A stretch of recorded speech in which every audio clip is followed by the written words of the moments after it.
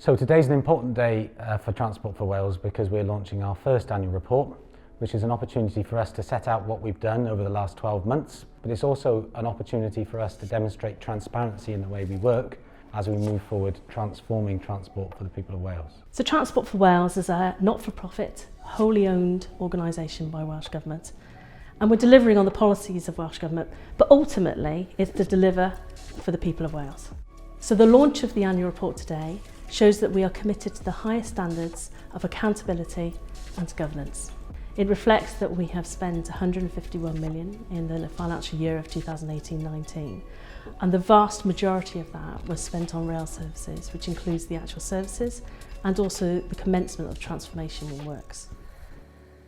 Well, I'm really pleased that we've launched this report. It's comprehensive, it talks about the transformation that we're making to transport in Wales for people, for the communities and for businesses, which I think is really important for the Welsh economy.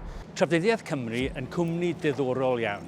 Mae pobl o'r sector gyhoeddus, y sector private, a'r ffaith bod nhw'n gallu gweithio da'i gilydd a cael y gorau mas nhw yn bwysig iawn i fi.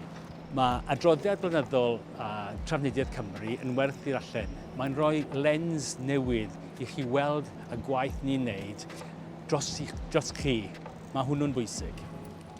We feel that Transport for Wales is pivotal to supporting economic growth in Wales. We're clearly totally aligned to a number of Welsh Government policies, including Prosperity for All, and transport is fundamental in terms of linking communities and linking businesses and driving growth. So the highlight of the year for me personally has been the passion and the dedication of the team in Transport for Wales, who have all worked together through some really difficult times to make a difference for the people of Wales, and that's going to continue into the future on the back of some really exciting investment.